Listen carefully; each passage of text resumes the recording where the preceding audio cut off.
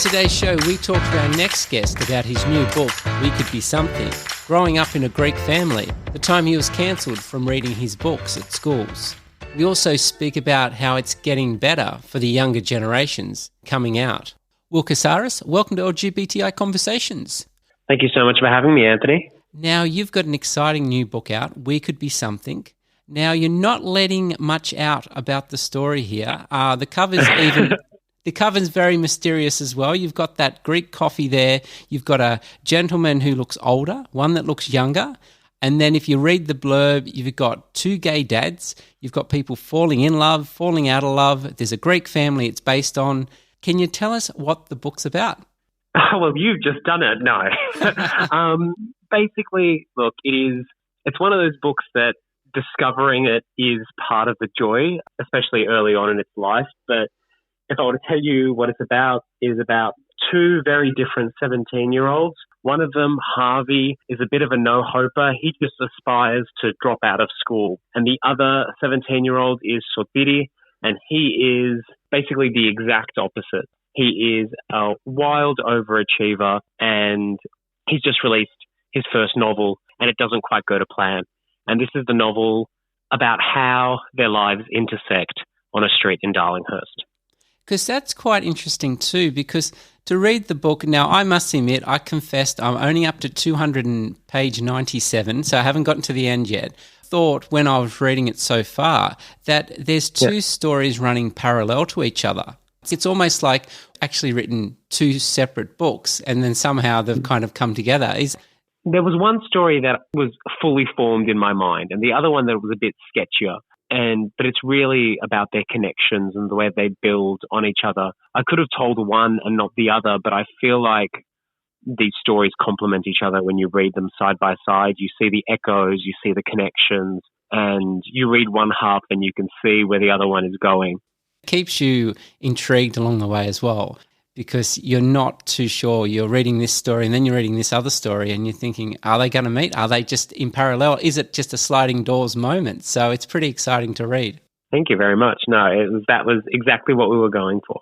Well, you've nailed it there. Now, it's based in Australia. Now, not a lot of books, I suppose, kind of you have familiar landmarks, especially if you do a lot of reading. A lot of them are based all over the world. What made you choose Australia as the background? So it's Perth and Sydney. Yeah. So basically, I had family that was living in Perth. And so whenever I would go to Perth, I would see them. And so that sort of inspired the Perth side of things. But Sydney, that is where I grew up. It is where I still live. It is home to me. My mother ran a cafe in Darlinghurst. And so shockingly, that made its way into the book. And it's just somewhere that's very close to my heart, especially now with the way fiction is going in Australia. It is very difficult to make a living just writing stories set in Australia that are published in Australia. So there is this huge move towards writing more generic fiction, especially in the young adult space, that speaks to an international audience. And while I haven't quite caved and written that yet, I can see the writings on the wall, but I wanted to have one last hurrah of writing a story that was deeply rooted in this place that means so much to me. And do you think losing that whole writing for the country you live in this case it's Australia, you lose anything within the storytelling? Do you think if someone from Australia is reading it, they can relate to certain things that you're writing about? Do you think we'd lose that as more and more books are becoming more generic, as you were saying? Of course. Every book speaks to its context in some way. And, I'm looking at my experience as a queer man in Sydney. I'm looking at my experience as a second or third generation Australian. I don't know which one is right, probably both, because one parent was born there. And I look at all those things. Those are experiences that feel uniquely Australian. I'm sure there are echoes to the Greek-American queer experience, for instance. But over the years, my grandmother took on Australian characteristics, and then my mother took on Australian characteristics, and all of those filter down into me. And so when you look at the Greek-American experience and the Greek-Australian experience, even though we have similar immigrant roots, who we've become is quite different. And so I don't know the intricacies of that experience. Obviously, it comes down to research, but there's something thrilling about writing something that is close to you and letting others see themselves reflected on the page. Now, how much of this book is based on your life? Oh, that is the million-dollar question. Oh, well, no, I wish publishers paid me that much. No, it is. It definitely started as autofiction, and I still sort of use that label. But while the first draft stuck pretty true to life in terms of some themes, like it's based on my first romance with a bookseller, and that shaped me and gave me the confidence to come out. But this story isn't really about us, but I could not have written it without us. And that seems to be something that echoes throughout the book. This story isn't about, my family life, but I couldn't have written it without a mother like the one that I have and a grandmother like the one that I have. And that trickles through. And so the first draft was pretty close to truth. The second draft, I have to sort of stop myself from disappearing up my own arse and make sure that I'm writing a story and not just something that is very self-indulgent. So the auto part of autofiction, that starts to die down and the fiction part rises, and I cut out all the stuff that is me writing for me, and then I start writing for the characters. They take on their own life, become something fictional. But at the core, the love story at the core of the book, which is, these two fathers, that is about 80% fictional. And so there is a lot there that is completely fictional, but there are pieces of truth that I've woven through it. Did you want to put the two gay fathers as a character in there from the onset? Was that something that you thought needed to be there? 100%. Like, we're at this point now where, in terms of queer storytelling in Australia, I released my first book in 2008 as a 19-year-old who was closeted and still kind of wishing for sexual attraction to women to happen. We were all there. And so it very much reads like, please like me, please like me, please like me. And then second book comes out at 22. I am still closeted, but more comfortable with myself, and thinking that was going to be my last book because my first book absolutely tanked. I was like, this one needs to feature a queer character. And there are really strict discussions with a publisher about dialing back the queerness and making sure that we can still get the book into schools. Then flash forward a few years, I'm writing a book, coming out story, and I myself come out around that time publicly, but I've come out to my family over the course of a few years. And that results in me being banned from speaking at certain schools across Australia because it's no longer appropriate for a gay man to speak to children. So that's really, really rough. And then there is a huge shift in publishing because of the queer stories that are coming out of the US, namely Simon versus the Homo sapiens agenda. And then suddenly teenagers are saying, we want more of these. And schools are saying, we want more of these stories. And so flash forward to now where publishers are like, yes, write more queer stories, write more queer stories. But there still seems to be a fascination with these tortured coming out stories that reflect my experience in the generations past, but not really the experience of a lot of queer teenagers in the present, if that makes sense. While yes, there are still roadblocks, it is definitely not the environment that we grew up in. And so what I want to do is I want to imagine a different kind of queer experience, because the template for a queer story is I hate myself, I hate myself, I hate myself. I come out to my dad, he beats me and calls me the F word a few times, but then I come to terms with myself. The end. And it's like, oh, that's not really the end. That's usually the beginning of a lot of stories. And so I wanted to tell a different kind of queer story, one that was tied into this epic story of a family, one that was more confident, more self-assured. So you have Harvey, who identifies as Pan, and he is so much less worried about labels and so much less worried about what his family thinks of him. Like, the only pressures he has to be straight or queer or whatever is that he is the product of two gay dads who spent a lot of money on a surrogate. And so he doesn't really want to let them down and just come out as an ally. And so I wanted to have fun with that and how the different expectations on kids and their sexuality has changed over time. Yeah, just tell a different kind of story. So that is a very long-winded way to answer your question. Yes, I did envisage gay dads in it from the start. And as a child of divorce, obviously, I want the parents to get divorced because it's funny and messy and traumatic. And there's a lot to unpack there when you put a divorce in there. Yeah. Oh, yeah. So it was born out of we had the plebiscite survey in Australia where it was a non-binding vote for whether we deserve the right to marry, which, horrible. And I remember going through that experience and being like, oh my God, the first gays to get divorced, it's going to be really funny. And so it was just that sort of thought in my mind, and that was always in the back of my mind when I was thinking about books to write next, and this was sort of my chance to put that in motion. And you were talking about how when you started writing, the publisher would say, we need to scale this back. What year were we talking when this was happening still? So this was about 2012, and it would be, so to give you concrete examples, so we have a character who is gay and disabled, who was not struggling with his sexuality, but struggling with being perceived as desirable. So he had a mild cerebral palsy. And so long as he, used a hookup app and lay in bed, someone would be able to sort of find him in bed and find him desirable. And so I wrote that scene, and the publishers were like, oh, no. So he was 17. And they were like, no, he has to be 18. And so I had to age him up. And the scene was happening in a hotel room. And they were like, no, it can't be in a hotel room. It has to be at his home. And it was originally casual sex. And they were like, no. It needs to happen once with one person, and then they need to become boyfriends at the end. And so there were all these rules that were put on it. And I remember sort of fearing the conversation with them.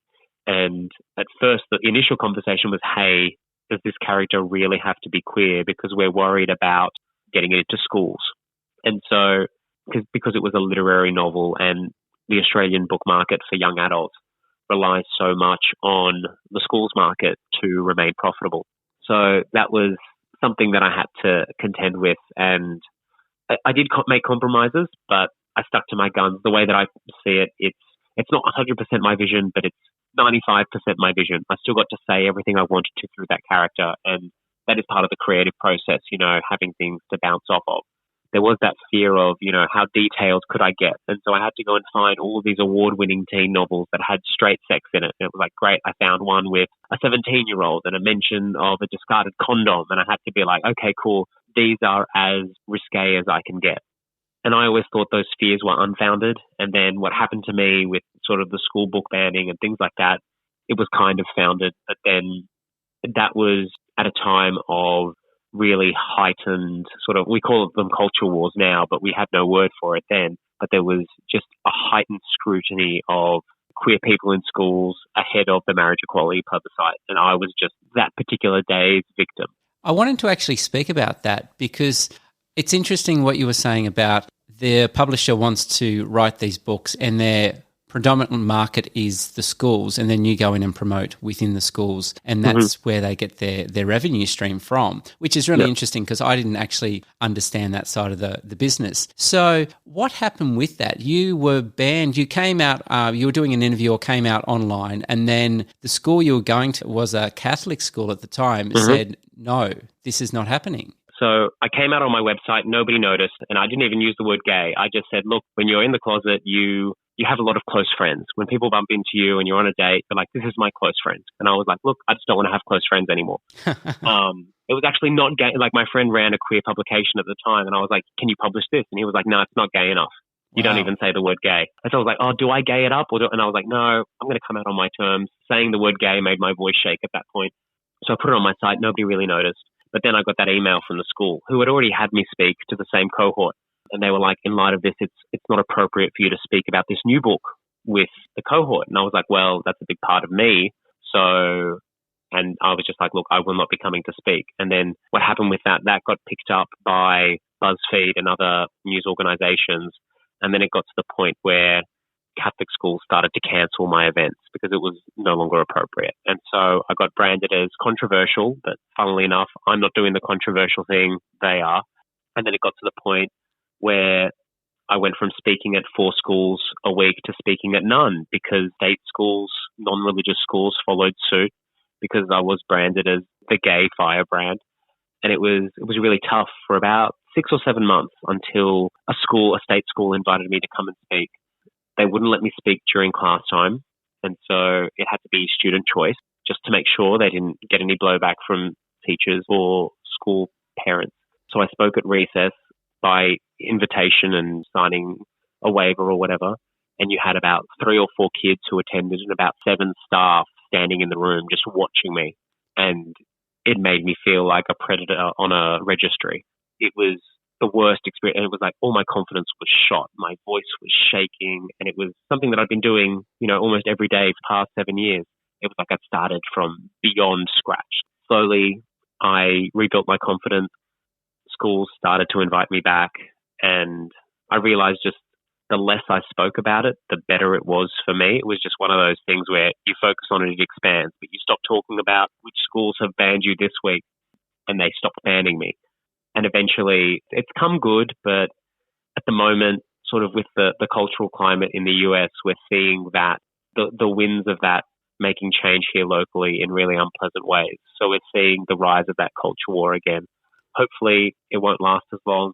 But we're seeing books that feature sort of trans characters that are being held up with classifications boards and being pulled from shelves. And we're seeing librarians in, schools, primarily religious schools, having to contend with one parent saying something about a book and that getting escalated all the way to the senior staff to deal with.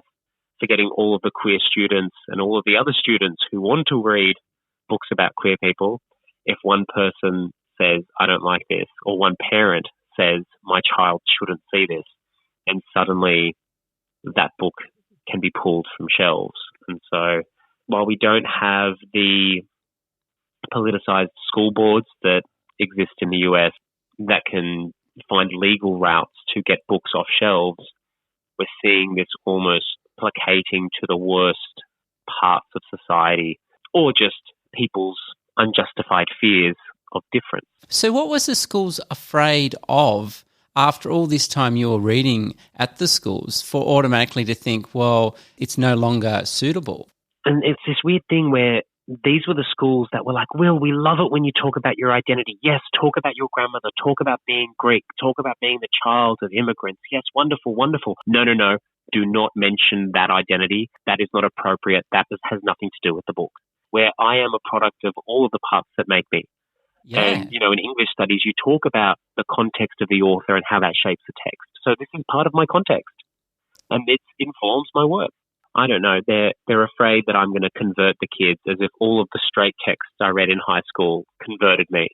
It's unfortunate to think in this day and age that stuff like this is still happening. And as you were talking about before with the drag queen story time now, that's blown up to a similar outcome as well. You've got this small munchkin-minded minority that's pushing back, and it's good to see that there's some pushback on the other side, and majority's like, no, this is not on, we're not going here again. But it's still a thing, and it's still happening, and it's 2023, and it just blows my mind.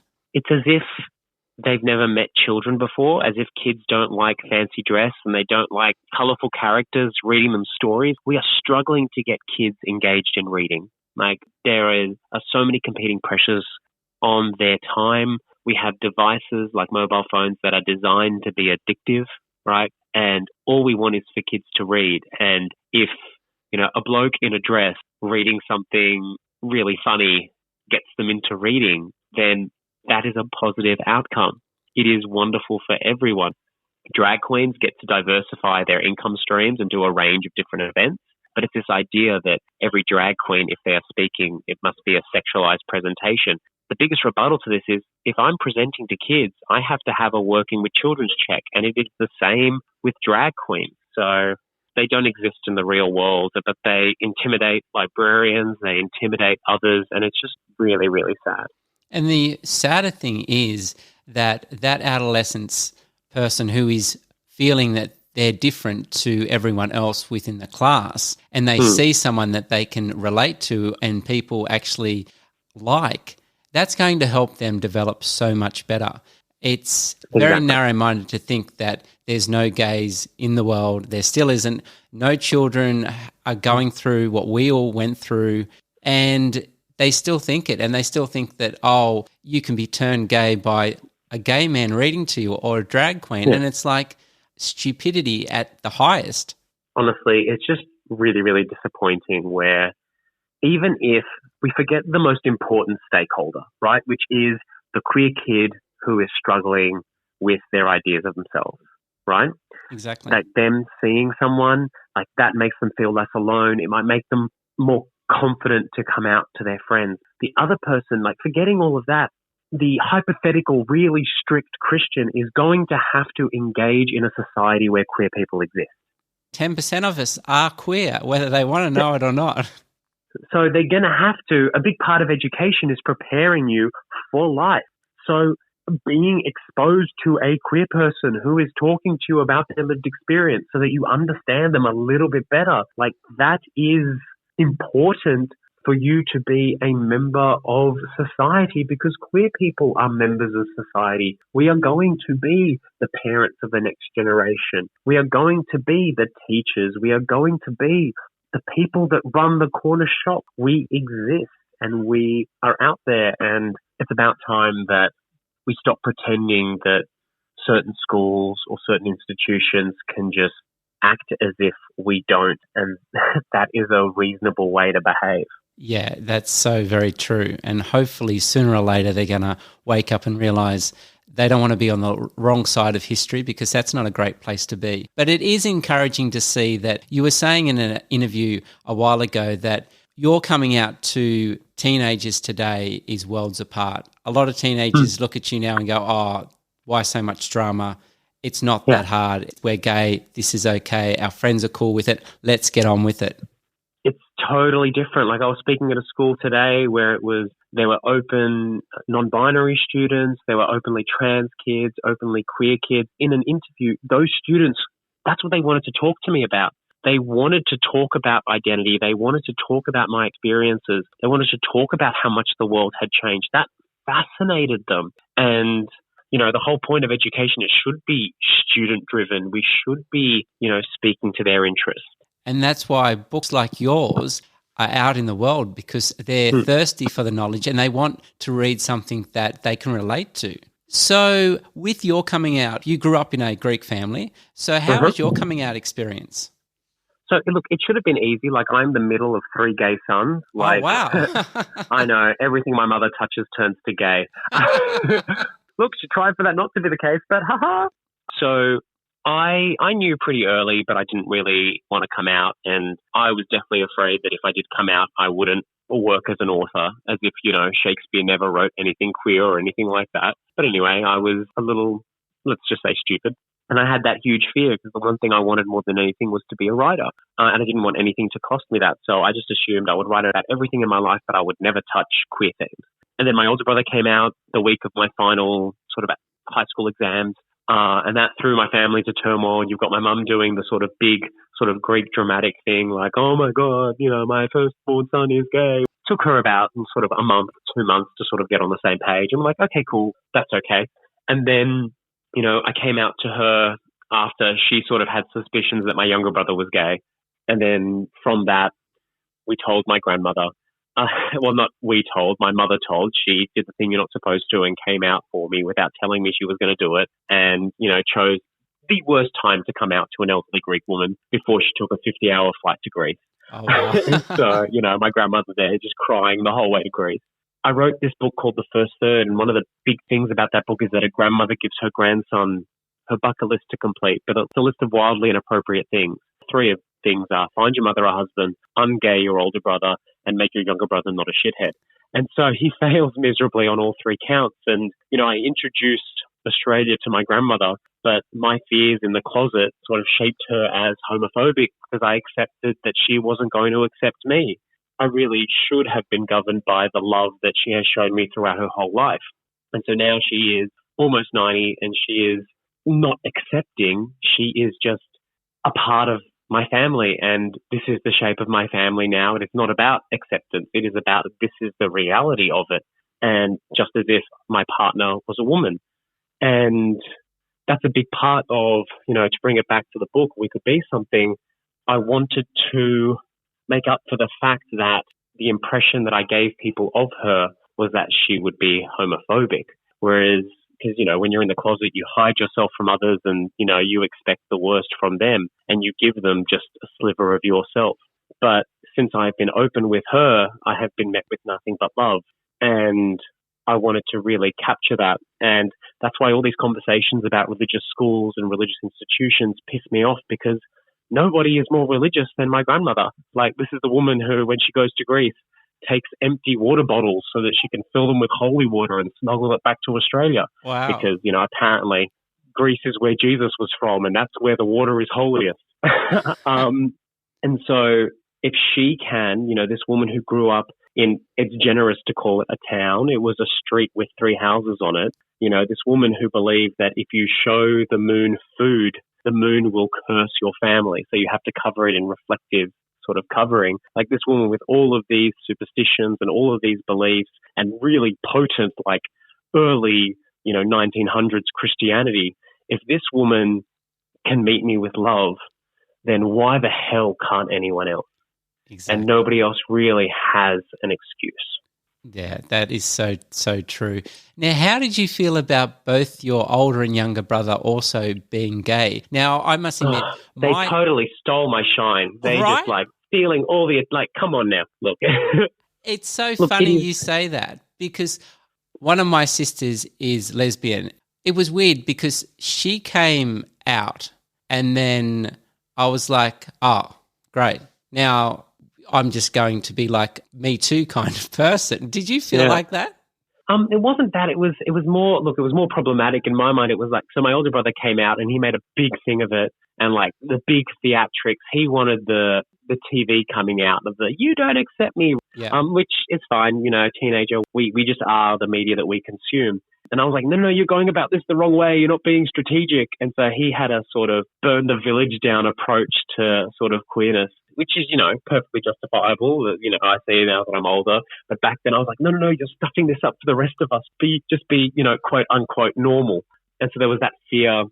And then, like, looking at the effect this has had on our relationship, like, we were so close, thick as thieves as children. And then I can sort of see how being in the closet as teenagers and being so afraid of each other, like, us coming out hasn't made us closer. I think we're still carrying around that sort of fear of each other into sort of our 20s and now our 30s, which is a real shame, because if we had grown up now and there wasn't this baggage around coming out and the baggage around being gay, we would have been so much closer for so much longer. And it wouldn't have felt like, oh, you're stealing my shine, or, oh, you're coming out wrong, or, oh, you're ruining it for me.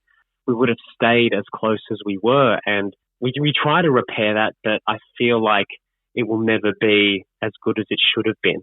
There's a lot there to kind of unpack, and I can relate totally to it, whether it's because I felt like I was going to be a Me Too and my coming out was like, oh, that's nice, dear. By the way, do you think it's going to be a hot day outside? And it's like, oh, okay, next. And still with my relationship with my sister, it's good, but there is something still there of that kind of like, no one says it, but it's like we don't really talk about it, which is weird because we obviously went through the same experience in a way. Yeah, 100%. We don't talk about it at all. It's just like, it's as if it was never there. And we kind of talk about gay stuff, but like not really. It's as if like I'm far more open with people I know a lot less, if that makes sense. Yeah, it totally does. I totally get you there. It's quite interesting. Now you're going to make me want to write a book about that. Oh, you so should write a book about that. Probably have to go through a lot of therapy, but I think it'd be a great book. It's funny, there is a lot of families with multiple LGBTI plus people in them. And I always just thought we were just really weird. The more people I speak to and the more interviews I do, it's like, oh yeah, my sister, my brother, whole 3 of them, all of them, 2 of them. And it's like, wow, like it obviously is the DNA.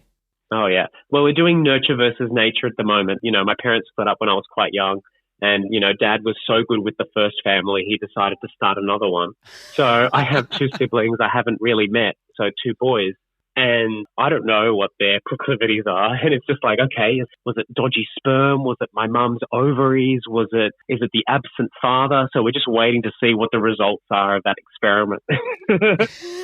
Time will tell. So I can never go on Oxford Street and make out with someone who looks slightly like me. I'd have to be like, what's your father's name? What's your surname? Like, just make sure. Just get a quick DNA test over at this chemist and then we'll be on our way. Yeah, I know, right? Now, you've written 10 books. Yes, 8 books. 6 of them are novels, one of them's a novella, and one of it's like a chapter book for younger readers. And then I've got assorted short stories in different anthologies. So I think in terms of published fiction, I'm looking at 10. And you were 19, as you were saying before, when you first got your first book deal. That was pretty amazing to be that age and to get an actual published book out and about. Yeah. Look, it's amazing until you read the book and then it's like, oh, yeah, they published you because of your age. You said, you think you sold 10 copies of your first book, but obviously it was a great platform, whether you sold 10,000 or 10. It was still would have been, well, I know what I want to do. 100%, yeah. And I couldn't have had that experience of publishing. It wasn't the experience that I wanted. Let me just put it that way. I wanted to release a book and become the greatest person ever, the greatest author who's ever lived. But look, I wasn't being honest with readers. I wasn't honest with myself. And you can read that in the prose. It's me desperately being like, please like me, please like me, please like me. And I had to not be a success to then be able to write my next book, which was a lot more open and a lot more honest and a lot more who I think I am and the stories that I think I should be telling. And that whole experience, I wouldn't have this book that I've written now. So this experience in the book is informed by my own lack of success, and I wouldn't have waltzed into a bookstore trying to buy my own book and then been caught by the bookseller and then started a whirlwind romance with him. So all of that stuff that informed the book, like I am who I am, like that bookseller that I met because of that experience, that was my first love. That was the person that made me realize, actually, no, I can't remain closeted forever. Like I am going to have to reckon with this and come out because this is real. This isn't just, videos downloaded on a 56K modem or bad chat room conversations. Like this is real with a capital R. The story that you've got with the new book, We Could Be Something, as you were saying, is everything that's happened in your life that's made this brilliant book. So I think that everything that happens in someone's life is for a reason, and you might not know at the time and you might cringe at it looking back, but it makes you the person you are today. So it's all worth it. And the book is about, our focus. We are obsessed with being something. We are focused on accomplishments when really, like, you don't have to achieve amazing, great things to be something. You are already something, and that is the thread that runs through the book. You are part of your family. You are your friendship group. You are that person who helped that old lady cross the street one time. And it is that message of it is the journey, not the destination. The destination is sometimes really nice, but the destination is often disappointing if you've got those sort of really lofty ambitions. Yeah, I agree with that one, 100%. Now, something we like to ask all our guests, if you could go back and tell your younger self anything, what would it be? I was asked this question at the school today. I had 2 pieces of advice. I was like, first off, yes, you're going to get published, but you're not going to be a success at first, and that is okay, because that will make you who you are. And the second thing is, oh, good God, just come out sooner. Everybody knows. So very true. That is so very true. Will, thank you so much for coming on today's show. We'll have all the links to the book in the show notes. And one last thing, are you going to do the book on Audible? Unfortunately, because it is young adult, it's difficult to get the audiobooks up, which is tricky because teenagers aren't reading as much, and so we need audiobooks out there. So by all means, people loudly shout on the internet they would like an audiobook. But look, if anybody buys the book, I will swing by and I will just sit by your bedside and I will read you a couple of chapters. That is the Will Kostakis guaranteed. If this voice works for you, then by all means, the offer is there. You heard it here first. Thank you so much for coming on LGBTI Conversations today. It's been a pleasure. Thank you so much for having me. If you love listening to LGBTI Conversations, make sure to follow. This will help other people find us much easier. And also, make sure that you never miss out on an episode. Thanks for listening to LGBTI Conversations with me, Anthony Doik.